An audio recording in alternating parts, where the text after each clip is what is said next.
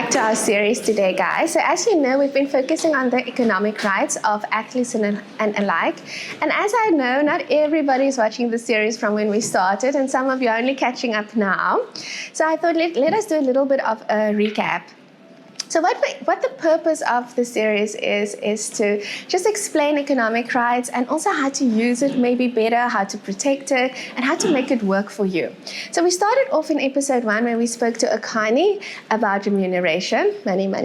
And interestingly, the IOC president mentioned that she does not believe in paying athletes. Interesting, right? Okay, then we continued with our second episode where we spoke to Sifin Gesi, and we focused on how your name and likeness can generate income outside of your main profession. And he is doing pretty well. I see Zuni's was voted #1 burger in Cape Town, and I think 79th overall, so congratulations, sir. Then we went to Kaya Zondo, where we spoke of the collective bargaining of image rights, and especially how the players' associations look after the players in that regard. I know it was a very short episode, but as we mentioned in our disclaimer, everything that could go wrong literally did go wrong, but I thought we had to share it because the information that he shared was invaluable. And today we're going to continue with the series, and we're going to speak on deepfakes. And we're going to look at how that impacts your economic rights, especially when somebody alters your image without your permission, or alters your image and use it without your consent and without remuneration. And you will have to wait and see who our guest is. So I really hope you enjoy the episode.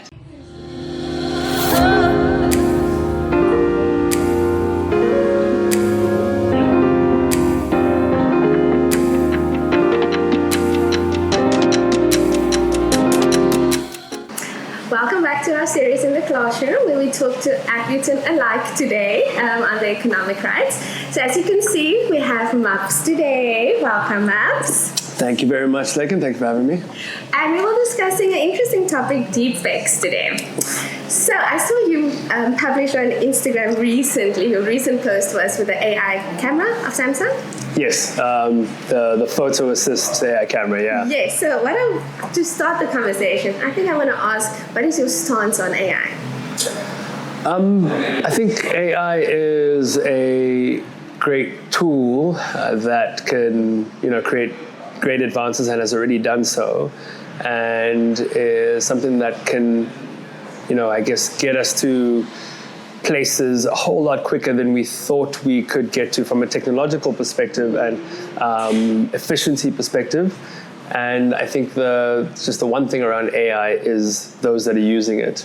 And I think with the use of AI, it's now becoming a little bit more and more debated with what it's being fed in certain, LLMs and large language models when they are, building certain AI models, and how they are making them think and what they're getting them to use, but also how it's unfortunately depreciating people's ability to think themselves. We're seeing it at academic levels. Yes. We're seeing it within the workspace, where, we are tasking it with so many things that, instead of just kind of using it for the most simple things that make time to improve speed and efficiency, we're letting it also take over our ability for critical thinking and our ability to actually continue to ensure that we have our own personalities coming through, our use of them and whatever we're communicating or whatever we're putting together. We're now getting to a point where we are having these conversations with AI speaking to AI, but it's two people speaking to each other that probably don't know that they're both using AI, into this slowly, in fact, quite rapidly automated world where people will themselves probably slowly be void of personality, void of kind of out-of-the-box critical thinking, and void of really different opinions as well, and perspectives. One professor has a problem with that because he says eventually, especially in academia, you won't have a voice. And not just a voice, everybody has a style of writing. But Absolutely. now everybody's just so, we all sound the same. We're going to sound 100%. monotone. Yeah. And I think that's the problem with AI. So I saw in your post you actually use it to edit the photo of the TV Yes, frame. yes. So now what I want to ask is, So those kinds of things I really actually think AI is quite useful for. So in this post you're referring to, I'm essentially showing how with AI you can do simple things like figure out what this would look like in this space through the use of augmented reality, or through the use of getting AI to show you comparisons of a certain object. So I'm looking at a frame within the picture and I'm saying, just show me what this would look like if it was black. And then it's like, okay, now I can make the decision whether I want a black or white frame. I'm so happy you answered it this way, because imagine now I digitally altered you to sit here. Would you be happy with that? Because that's a deepfake then, essentially. No, not essentially, because I'm not saying that now I'm going to post that I have a black... so it's more like for creative, just triggering you up. 100%. Okay. It's as if knowing your personality and how much you love things like clothes and online shopping. It's literally the same as when you're online shopping, there's now these, a few of the websites have been able to use through kind of API software and augmented reality, you can now try those clothes on online without actually going to the shop. So basically you use the app and you say, I like this outfit, you pick the outfit, and then you put a picture of you kind of upload a picture of yourself, and then it shows you what you would look like in the outfit, in the exact draping, and it's the same thing as that. So that use you're comfortable with. Yes. And I agree with 100%, you. yeah. Okay. It's not encroaching on anyone, it's not commercializing anything, and it's not misleading. Okay, those are key things. To use. So now my question is, have you been a victim of deepfakes? Absolutely. Give Unfortunately. us an example, please. It really, really annoys me. So in two aspects that immediately jump out, I've actually been using deepfakes many times, but in two aspects, there's a deepfake of me promoting some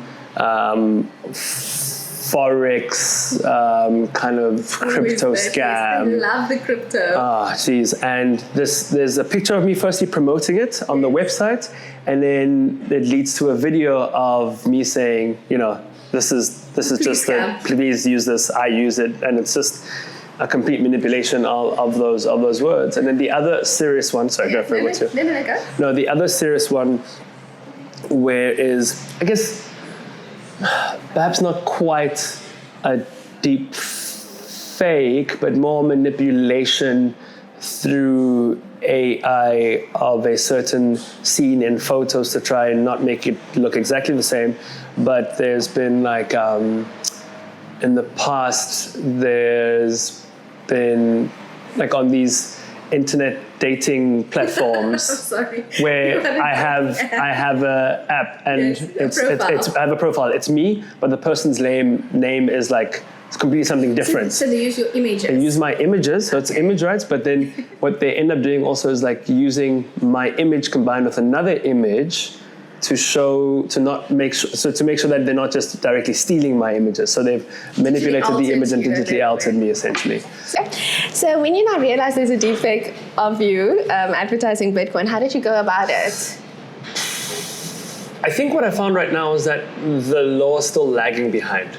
And what I kind of have thought as like a comparison, looking at how many different levels of internet technology I've lived through, it feels like the law is happening at like these decades at a time, and it is it's still operating on like a like a 3G dial-up connection level. Because we need you guys to litigate. Remember, the law develops when you guys litigate, but you guys don't want to bring the problems for us to solve. Well, I think the thing right now as well is that there's that, but then there's also the the ability to kind of afford going that route that ends up being a deterrent. Yes. But the reality is that the only real deterrent that can come from people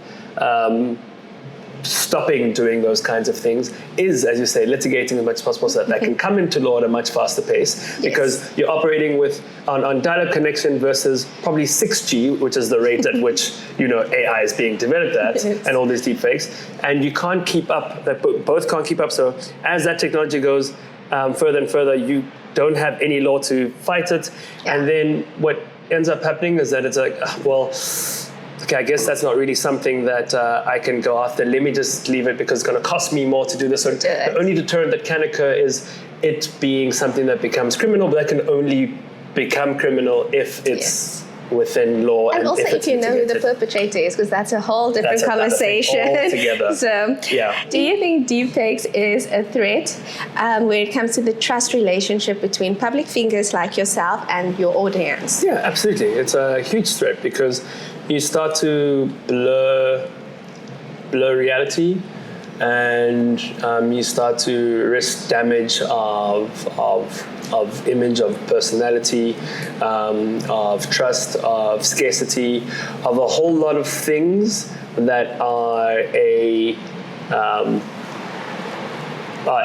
athlete's or public figures or whatever personality's livelihood. Yes. And I think when all those things are at play, unfortunately, like the commercialization of them really ends when it's something that you're not benefiting from as well. All it does is damage you more and more and more, and with no recourse. With no recourse at all, and you just end up there being a sitting duck, and you are essentially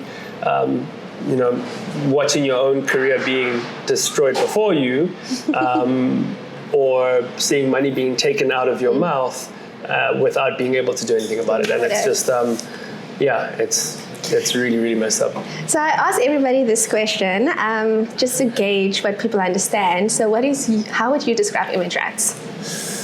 Image rights is essentially the control that someone has over their image and likeness. So we're looking at the voice, body, as well as your overall persona. Okay. I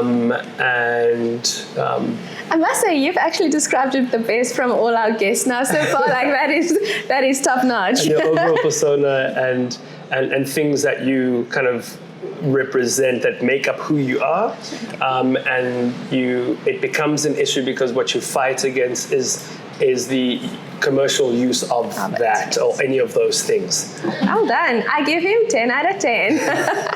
Okay, so if someone whose image and personal brand have significant commercial value, when did you first learn the realistic implications that deepfake technology will have on your livelihood? Like the when?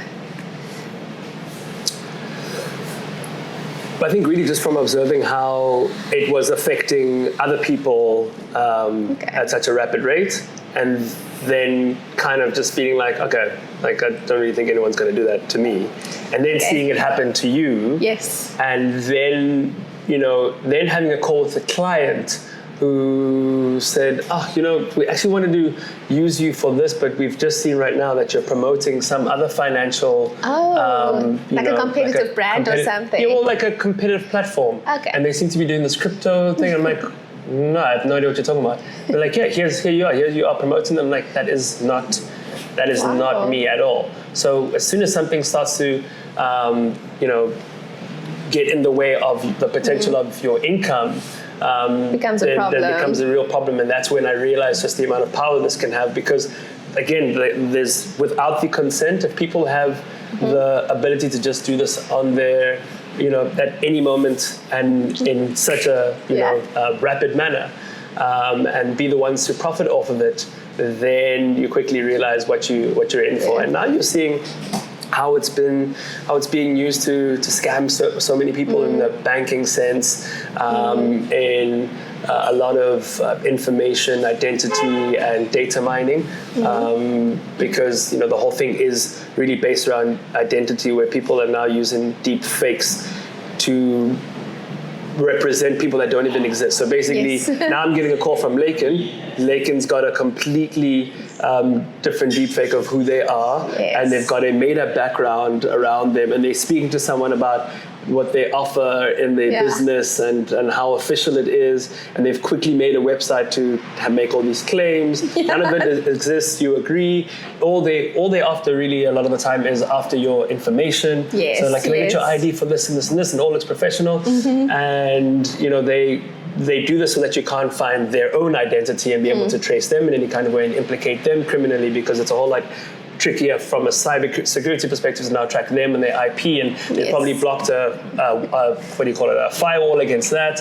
So there's so many things that they've already thought of, movable parts, and so many movable parts, and it's trying to keep up with all of that, and it is wreaking havoc. So the best thing around that is nothing else than education around it. You need to know what you're up against. You need to really figure out as best as possible, the telltale signs, and educate yourself around that, because there's a blur now between what is real and what isn't. And it used to be the thing where it was all very visible and clear.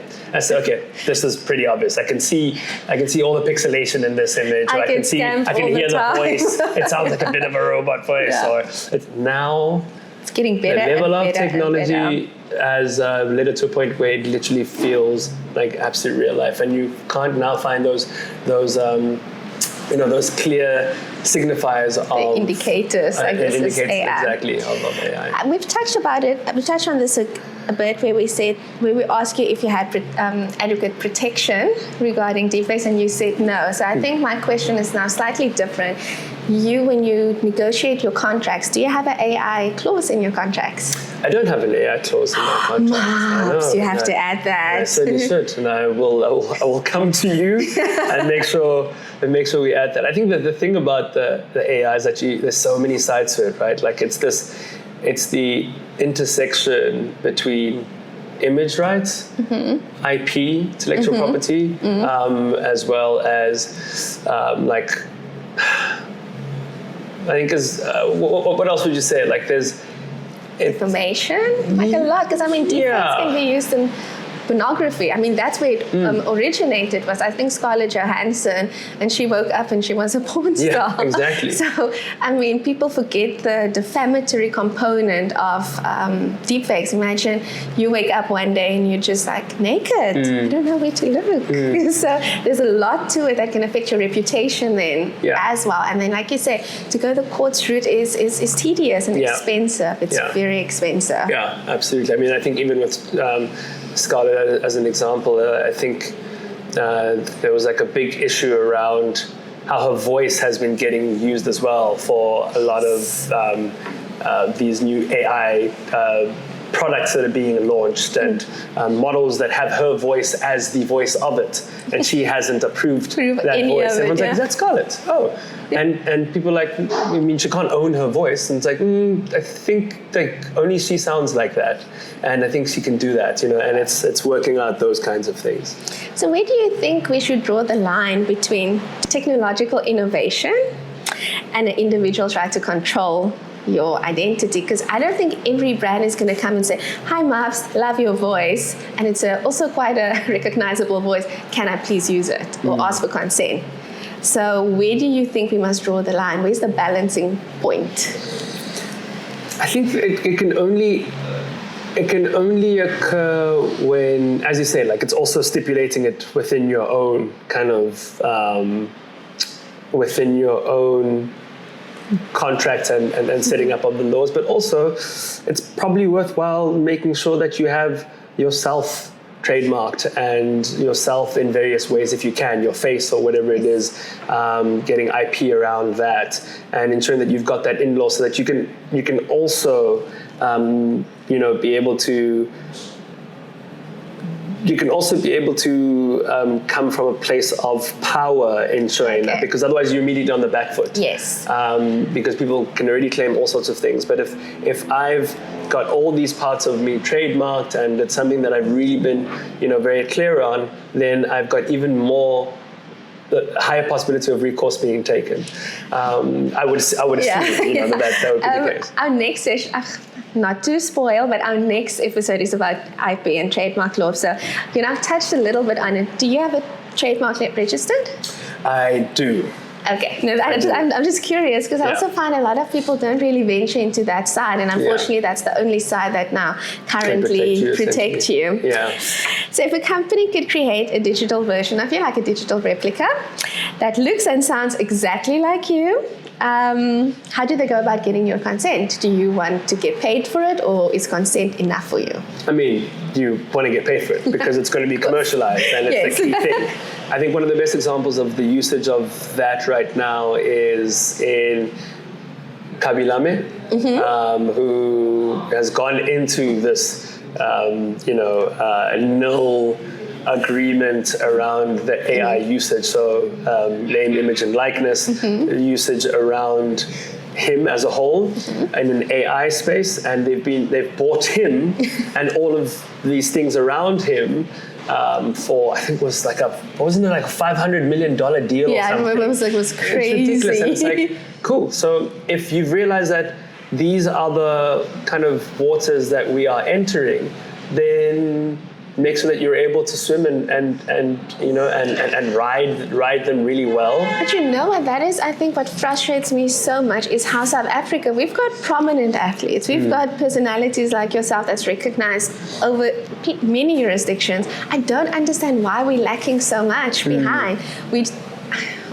We tried to get an AI draft bill, and then it was drafted by AI, and we had to retract it. And I still can't believe that we can't discuss that, but oh my goodness. That is the most embarrassing, my banner. I know. It's one of those moments. But it's just so frustrating that we don't understand the value of it. For a country who's so progressive, and I mean, we have in our constitution, and I'm speaking under correction, that we have a right to choose your own trade and profession. Yeah. It's a massive right that is a constitutional right, and yet people like yourself who chooses to commodify yourselves unprotected. So how can we recognize it to one extent, but we leave you highly vulnerable on the other side? Yeah. So I think the question that I just want to ask is, do we need stronger legal rights? 100%. There's no two ways about it. We don't have to even go into that. It's 100% what needs to happen. I think we need from people who know how to do their job and are not going to get that drafted by AI. Please endorse my bill, guys. And in the name of the World Cup, score an absolute own goal in trying to show any level of authority and understanding by doing that. And I think we need to take these things very seriously. Very seriously. Because it's going to destroy a large number of livelihoods. And you know what? It can also destroy someone's life. Yeah. And it's really, really important to keep that in mind, because you don't know the ways in which it can be used, and it can really be used in some very in some pretty negative or even evil ways too. I mean, if you just take the Bianca Costa situation where Chris Excel on Twitter used her face for so long, and I mean, she said she couldn't get any brand sponsorships, but we're back now to deepfakes again. I think my question is also just, do you think deepfake technologies can dilute the value of your personal brand? Absolutely. And do you have an example for us? I mean, 100%. I mean, it's what I was speaking about right now around, around the importance of for me, it's super vital what I align myself with, who I align my brand with, and the type of things I take on, how often I want to be out there. So scarcity, again, is like a really key thing. And all those things derive a certain level of value, especially when longevity is the key. Yes. And authenticity and being true to what you're building is the key. As soon as you now are being deepfaked into things that misalign with that, or that are directly in contravention to who you say you are, or what you say you're about, or whatever next big company, business, or brand you're going to work with, it goes against their own values, that becomes a huge issue, because now you are directly against. You're directly now giving them a reason to not want to work with you, and you are preventing the possibility of me being able to make my own income. So we've now discussed a lot of bad, but on the opposite side, if we use deepfakes or AI ethically and with consent, do you see that there are opportunities for digital replicas to benefit public figures? Absolutely. I mean, again, go back to Kabilane and how he's been able to monetize that beautifully and get ahead of it all. I think it can definitely help in ways where I'm like, I really wish there were 3 of me in certain instances. I live a life where constantly on the go, I'm here, maybe I'm not just moving, and that would make life so much easier. But I need to be able to then train that. If it means me training a model, great, into exactly who I am, and be able to oversee exactly what the utilization is. Or if it's a campaign that I can approve and it makes it a little bit easier, then you can make that work. But it needs to be something that I am fully a part of, because then you also lose the link of authenticity with the audience if it's all just going to be this AI representation of who you are. So it is in itself, also a little bit of a balancing act. Balancing act. I was giving. I was talking at this AI conference recently, and what kept coming up was an AI kind of marketing conference. What kept coming up was the keyword of authenticity. Yes. And people are just like, authenticity. And if you've been to many kind of if you had many of these conversations, been on many of these panels around that, authenticity is something that comes up in the marketing space. Sorry for that, Lance. In the marketing space. And you think like it's always this buzzword that just like, it's like, okay, come, like, let's think of something. It's a buzzword for a reason. Yes. And it doesn't go out of style to use or, become something that you disregard for a reason. It's a buzzword every single time because it's important. It is the word. Yes. How marketing works best each time is purely based, not purely based, but is a whole lot more enhanced on authenticity. It's a vital element of it. Yes. It's the importance of the storytelling, but knowing that you're part of the story, or the story is true, or whatever aspect of the story. Like if it's your story, and people really know that, because people aren't stupid all the time. No, they're not. Not all the time. Not all the time. But authenticity is there for a reason. However, when you're also now in a society where for the first time you have a generation that has come up that has a lower intellectual rate than the generation that's come before it for the first time in history, because of the dependency and usage of AI tools to be able to think for it, then authenticity now starts to become a very interesting conversation. Yes. Because now everyone's got the same ideas and thoughts and are just plugging things in for it to create whatever you need to. Yep. So what does authenticity look like if everyone's thinking exactly the same way and doesn't actually live an authentic experience? And now it completely shifts again.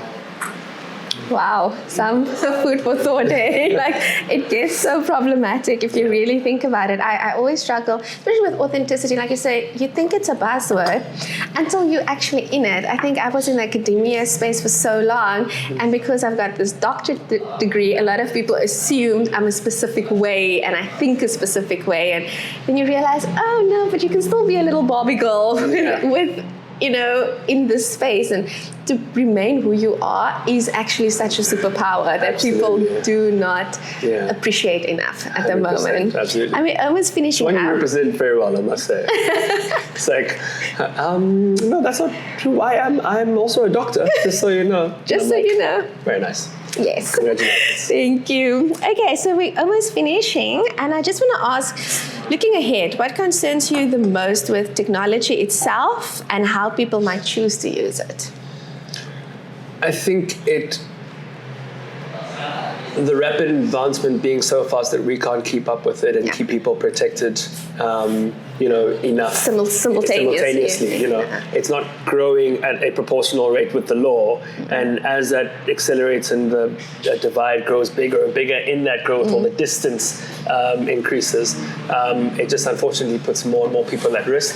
There can be positive things, but unfortunately, it's the users, and the users who, when they don't use it for positive things, become regarded as the perpetrators. Yes. And unfortunately, when we live in a world filled with greed and exploitation of people and the opportunity that derives from that, and the lack of regard of actually making an honest day's work, and cutting corners and wanting to, how you figure out to make a quick buck, and how AI can enable that in many ways, then you will have a lot of bad actors, and it's the bad actors that you're guarding against. And I think that will always be the biggest concern. That's so interesting, just to make it slightly boring now with an academic thought. So, I'll take that as a shot.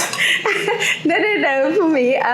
So Mrs. Kumalo, I can never say her name probably, but Susana, she instituted legal action in 20 years ago about image rights. And interestingly, in the court case, what she mentioned is she didn't like the quality of the picture that the perpetrator or the company used at that time. But now technology has advanced so far, and that was actually one of our arguments in my dissertation, was that would that argument still hold today when they shoot the covers of Vogue with iPhone 17? Yeah. So it's so interesting to wonder. We haven't had a case since then, but even the grounds that she brought her case and won the case is now redundant at the moment, because technology is moving. And I always want to, I would love to meet her, to let her sign my case and be like, you were so far in advance. Amazing, yeah. She was so far advanced to protect something that only became a problem 5 years ago.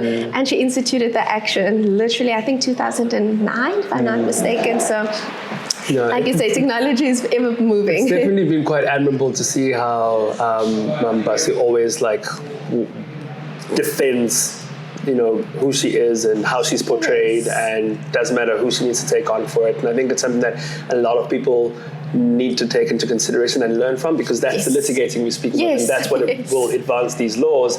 And especially locally, we'll never be able to proportionally, obviously, keep up with the rate of the growth and advancement. However, we need all the ways to try and stay as close as possible. And it's from those kinds of decisions where people don't understand it, they may see it like waste of time or whatever. It's a great way of using your resources to ensure that you're not only protecting yourself, but you're protecting other people in the future from suffering from that case has literally inspired so many doctoral researches and theses, and at the time people thought like, what is she doing, And then lastly, we're going to finish off now. What is your favorite quote?